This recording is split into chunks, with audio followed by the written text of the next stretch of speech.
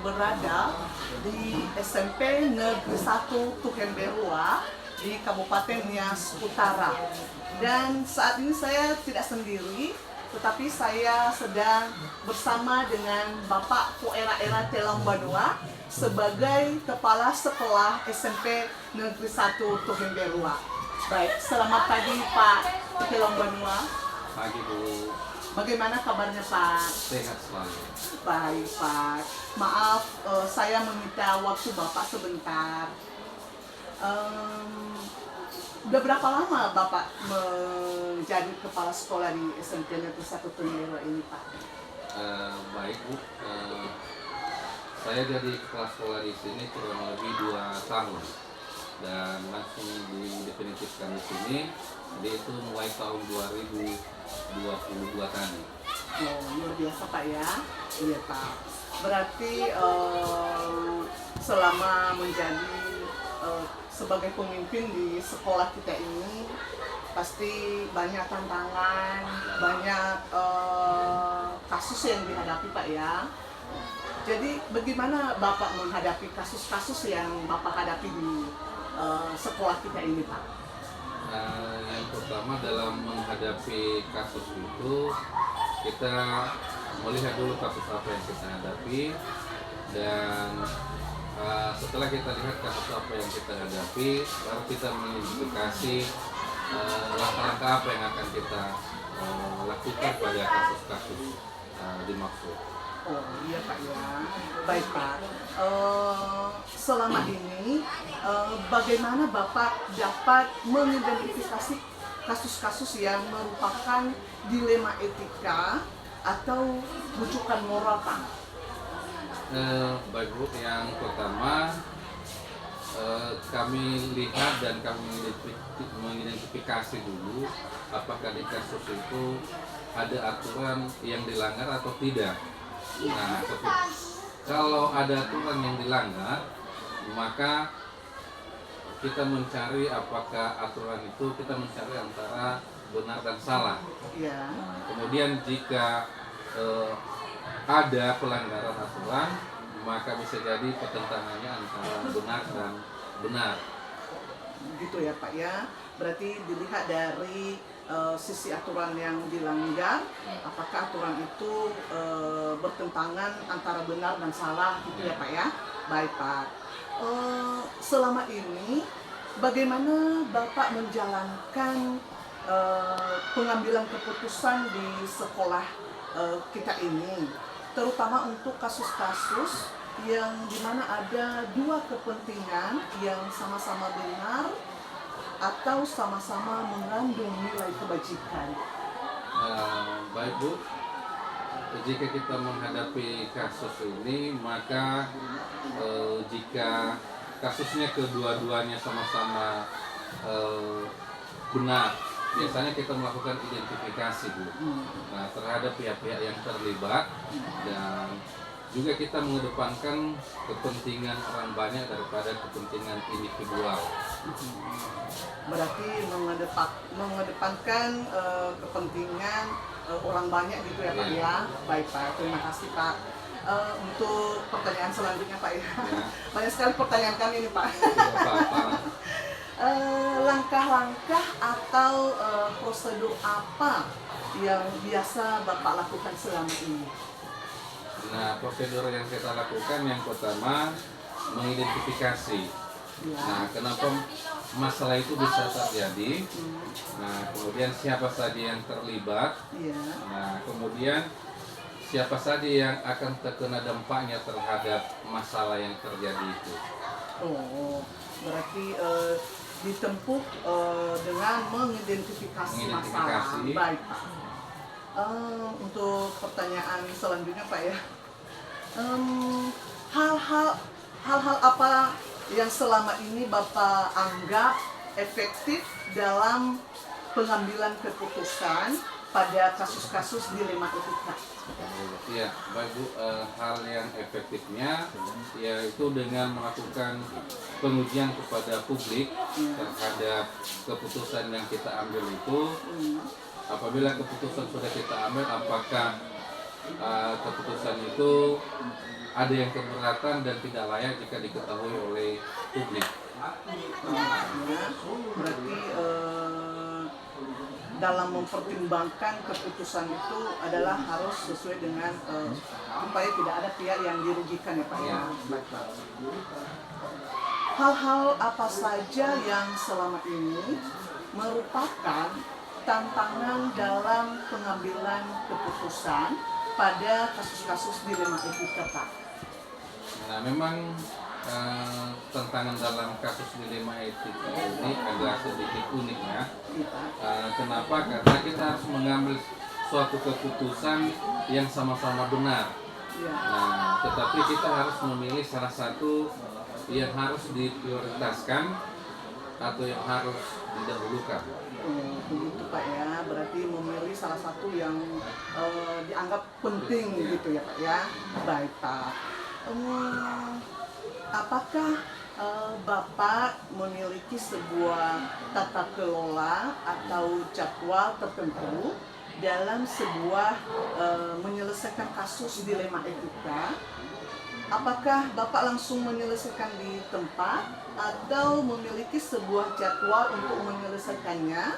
Bentuk atau prosedur seperti apa yang Bapak jalankan? Ya, baik Bu.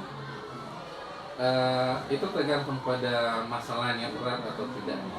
Kalau masalahnya itu termasuk permasalahan yang ringan, maka bisa langsung saya putuskan pada saat itu juga.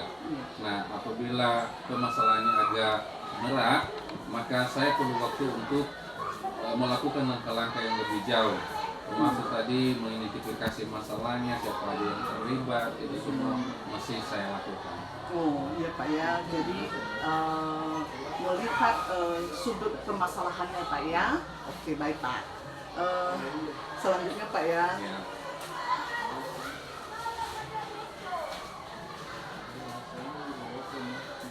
Apakah seseorang atau faktor-faktor apa yang selama ini mempermudah atau membantu Bapak dalam pengambilan keputusan dalam kasus-kasus dilema etika?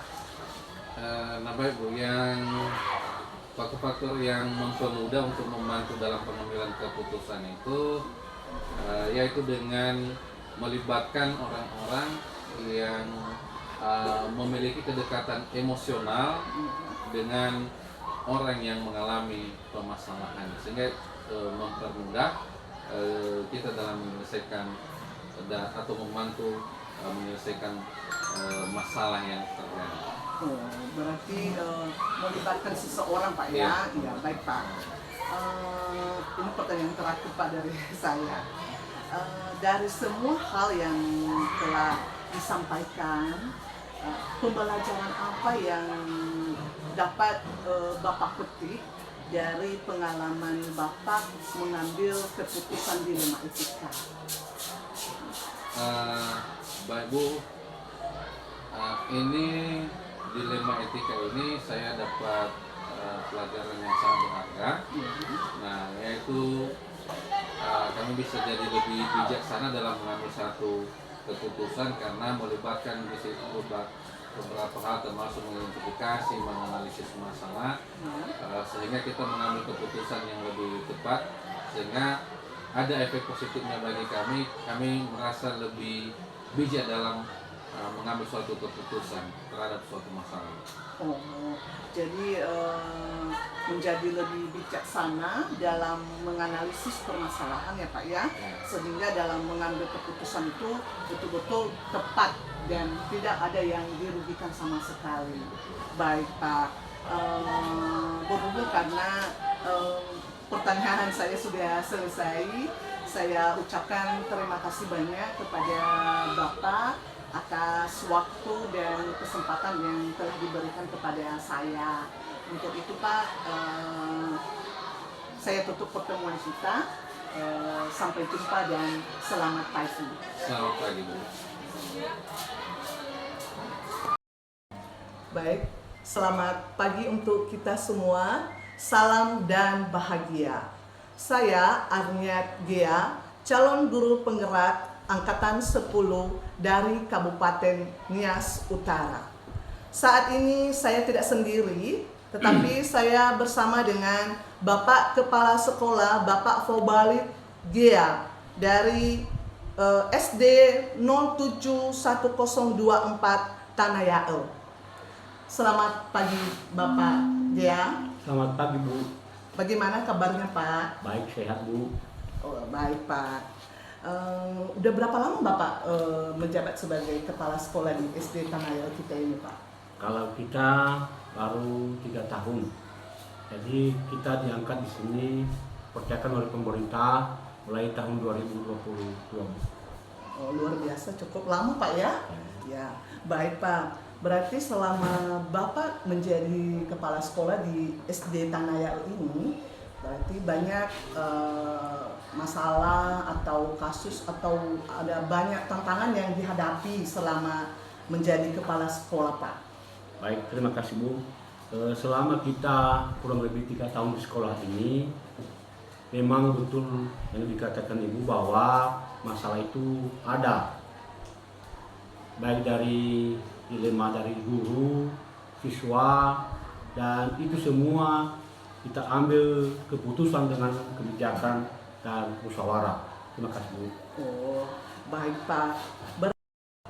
Baik.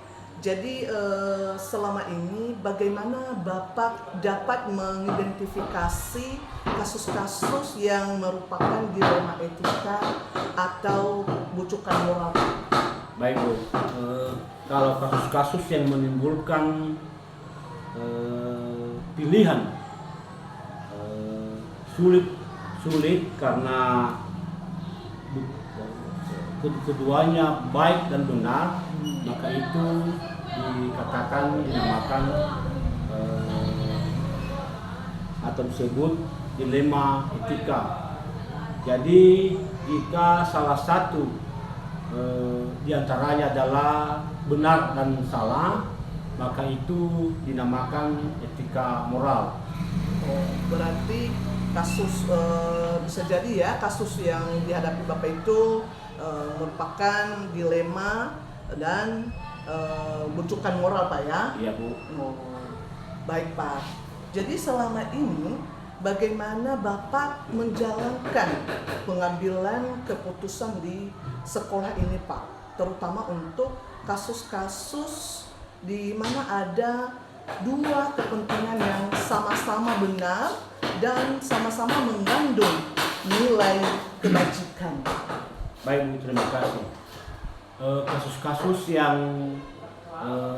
kita temui selama ini, jika keduanya kasus ini benar, baik dari pihak guru maupun dari pihak kedisiplinan sekolah juga, maka kita ambil kebijakan, keputusan dengan cara digunakan sebagai penelitian apa yang menjadi yang menimbulkan sehingga kasus itu nanti dapat kita selesaikan dengan seksama. Artinya kita gunakan sebagai cara untuk melakukan penelitian sehingga kasus yang kita lakukan itu dapat selesai dengan seksama. Berarti melihat siapa-siapa yang terlibat Pak ya dalam kasus dan mengambil keputusan berdasarkan azas keadilan ya Pak ya. Betul, dan tidak merugikan pihak siapapun ya Pak ya. Baik Pak. Berarti langkah-langkah atau prosedur seperti apa yang biasa Bapak lakukan selama ini? Baik Bu, tadi kita jelaskan bahwa dalam suatu kasus itu kita libatkan beberapa orang yang menjadi media atau sebagai mediasi kegiatan ini untuk melihat kemampuannya siapa saja Kak yang terlibat dalam kegiatan ini. Contoh kasus di sekolah itu artinya dilihat secara mendetail apa saja yang terjadi sehingga solusinya dapat diselesaikan dan dapat tidak ada yang merugikan baik pihak yang satu maupun pihak yang satu. Demikian Bu. Oh, berarti langkah-langkah yang diambil Bapak itu mengumpulkan fakta yang sebenarnya Pak ya, Betul, baru betul. menganalisis benar atau salah. Ya, Betul. bagus. Baik Pak. Untuk pertanyaan selanjutnya Pak ya, Ya. hal-hal apa saja yang selama ini Bapak anggap efektif dalam pengambilan keputusan pada kasus-kasus dilema etika? Ya, yang kita ambil kebijakan selama ini dalam mengambil keputusan dalam dilema etika ini, Ya.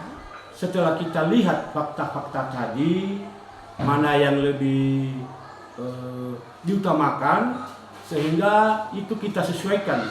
Jangan ada nanti di antara kedua kasus ini dapat ada yang merugikan. Jadi artinya Bu, setelah kita lihat rumusnya, mana apa alasannya, sehingga dapat kita tempuh, kita ambil kebijakan yang benar. Demikian Bu ya. Berarti hal yang paling efektif adalah cara menguji kiranya keputusan tersebut tidak menjadi masalah ketika diketahui orang banyak Pak ya. Betul Bu. Baik, terima kasih Pak ya. Jadi sekarang banyak sekali pertanyaan saya Pak ya, maaf ya. Nggak apa-apa Bu. Hal-hal apa saja yang selama ini merupakan tantangan dalam pengambilan keputusan pada kasus-kasus dilema etika? Ya, tantangan yang kita hadapi selama ini ada berbagai macam-macam Bu. Artinya tantangan ini walaupun kita lihat itu salah, tapi setelah kita analisis dia benar. Jadi tantangan ini banyak. Contoh keterlambatan Bapak Ibu guru. Walaupun kita lihat itu salah, tapi benar karena melihat kondisi keadaan geografis, sehingga solusinya kita lihat faktanya tadi, dan itu tadi yang saya jelaskan Bu, bahwa itu diselesaikan dengan secara bersama. Jadi harus bermusyawarah. Demikian Bu. Baik Pak, berarti dalam dua hal yang sama-sama benar dan menuntut prioritas kita untuk dengan usaha yang tidak merugikan salah satu pihak Pak ya. Betul Bu. Baik Betul, Pak. betul. Jadi apakah Bapak memiliki sebuah tata kelola atau jadwal tertentu dalam sebuah penyelesaian kasus dilema etika? Apakah Bapak langsung menyelesaikan di tempat atau memiliki sebuah jadwal untuk menyelesaikannya? Dan bentuk atau prosedur seperti apa yang Bapak jalankan? Oke Bu, terima kasih. Baik. Sementara dulu untuk jadwal yang kita lakukan di sekolah tidak ada Bu. Cuman jika terjadi suatu kasus atau dilema di sekolah, maka kita ambil kebijakan itu, kita buat satu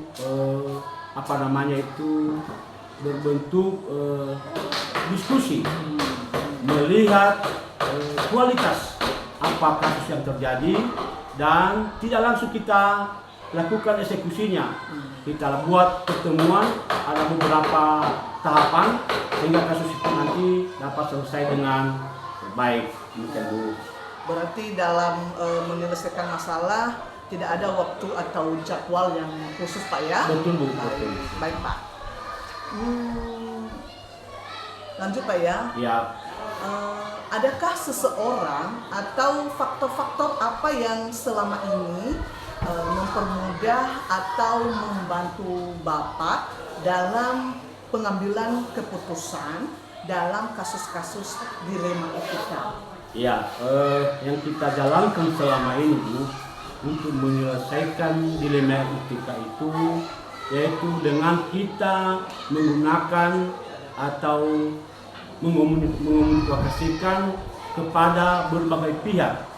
Contoh, kalau kasus di sekolah itu kita komunikasikan dengan dinas pendidikan, kalau kasus siswa kita komunikasikan dengan orang tua, komite, dan kita musyawarahkan bersama sehingga kasusnya dapat teridentifikasi. Terima kasih Bu. berarti dilibatkan ya biasanya orang-orang yang memiliki kedekatan. Ya, ya. Betul ya. Baik Pak. Dari semua hal yang telah disampaikan ya Pak ya, Ya, Bu. pembelajaran apa yang dapat Bapak petik dari pengalaman Bapak mengambil keputusan dilema etika? Iya, pengalaman yang kita ambil, Bu, dalam mengambil keputusan etika ini yaitu dilakukan dia secara proses bertahap dan dapat menghasilkan keputusan yang benar dan tidak ada merugikan orang lain, sehingga keputusan ini juga dapat dilakukan dengan musyawarah bersama. Artinya tidak ada yang dapat kita rugikan satu pihak pun. Demikian, Bu. Oh, berarti lebih belajar untuk mengambil keputusan dengan meminimalisir pihak yang tidak dirugikan Pak ya? Iya, betul. Baik Pak. Baik Pak, terima kasih ya Pak atas waktu Bapak. Saya sudah meminta waktu Bapak sebentar tentang bagaimana penyelesaian kasus di sekolah Ya. yang kita cintai ini Pak ya. Ya. Baik. Saya cukupkan sampai di sini Pak. Terima kasih atas waktunya. Selamat pagi Pak. Baik, Ibu.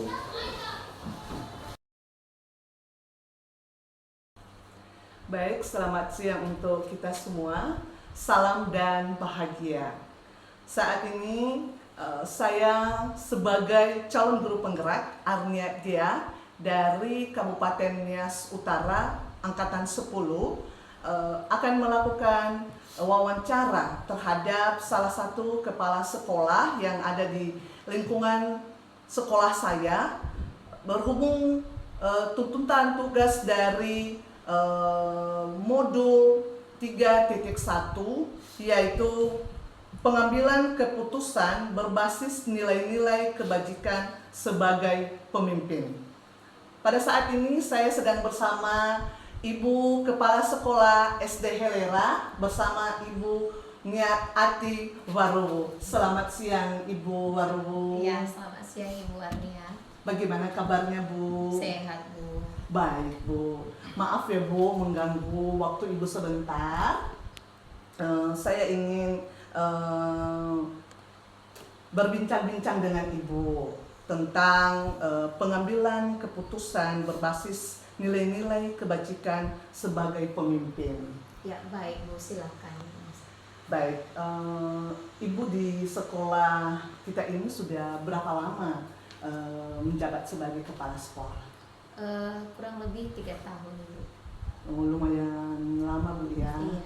Baik Bu. Berarti selama ini pasti banyak tantangan atau masalah atau kasus yang Ibu hadapi di sekolah kita ini.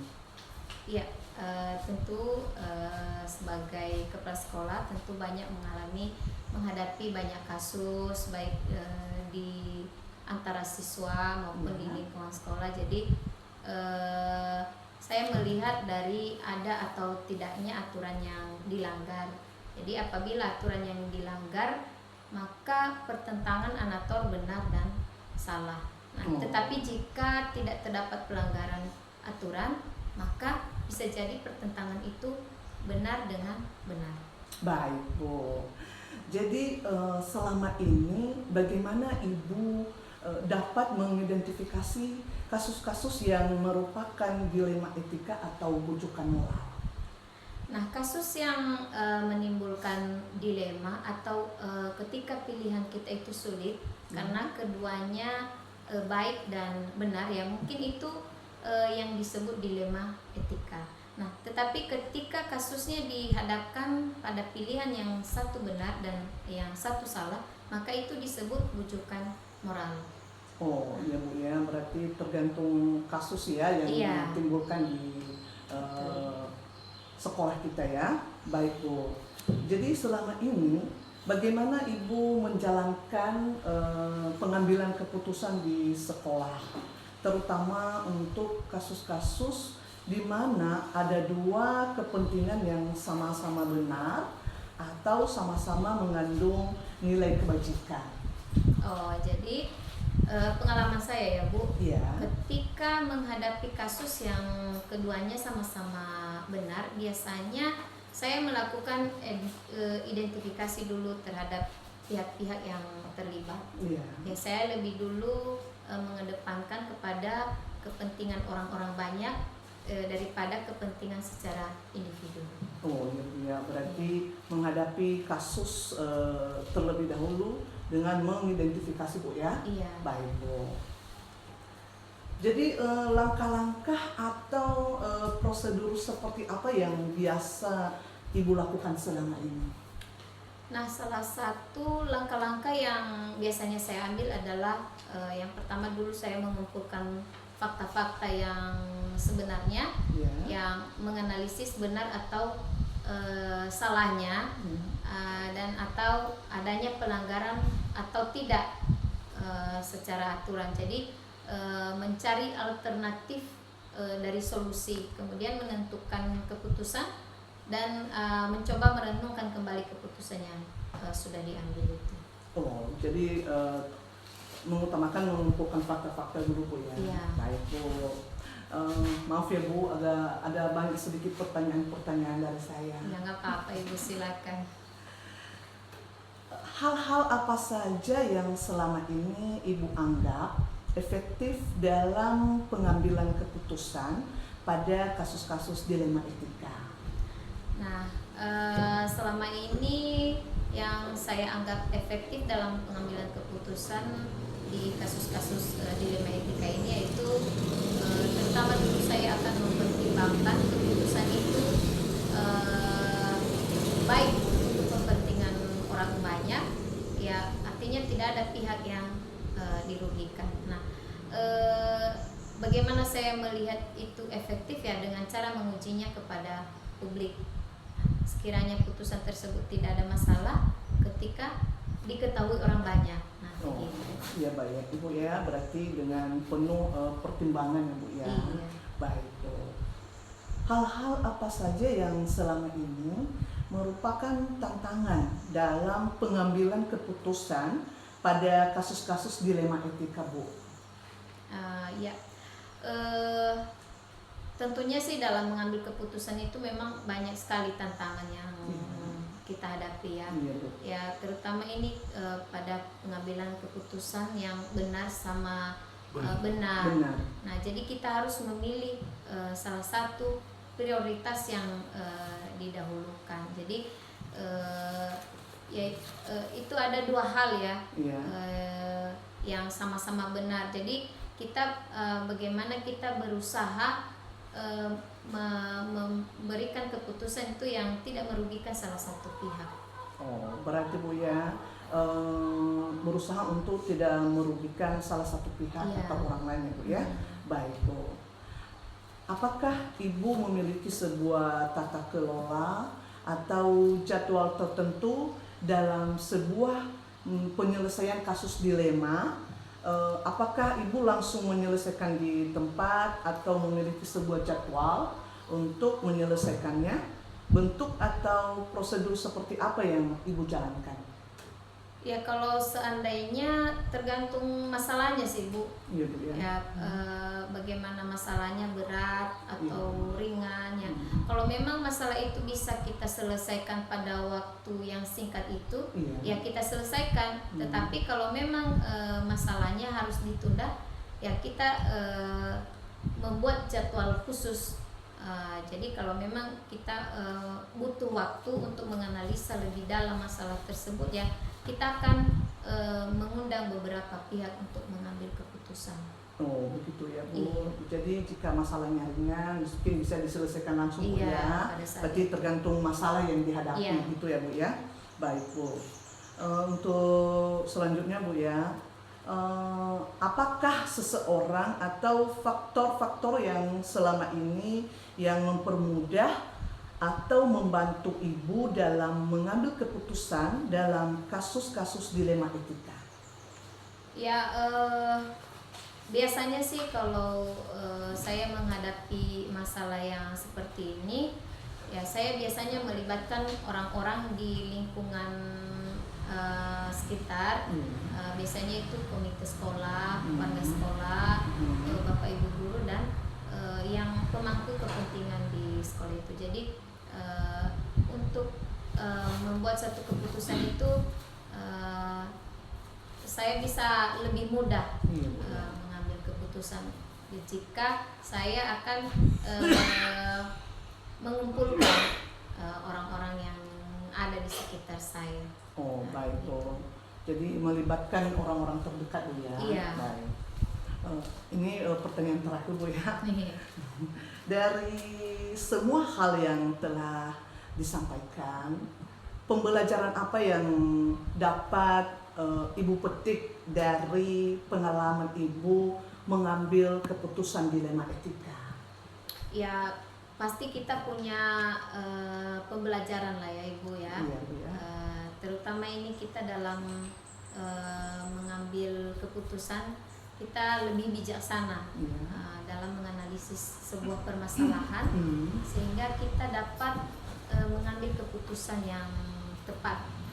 Karena kadang-kadang keputusan yang kita ambil itu tidak memuaskan semua pihak, yang namun setidaknya kita bisa meminimalisir akibat yang lebih besar. Baik, Bu. Berarti lebih bijak dalam menganalisis permasalahan yang dihadapi, Bu, ya. Baik, Ibu. Luar biasa ya pengalaman Ibu dalam menghadapi kasus-kasus yang Ibu hadapi di sekolah kita ini, Bu, ya. Baik, Bu. Terima kasih atas waktu Ibu, sudah mengganggu Ibu di sekolah sebentar. Jadi saya ucapkan banyak terima kasih, Bu, dan selamat siang, Bu. Selamat siang.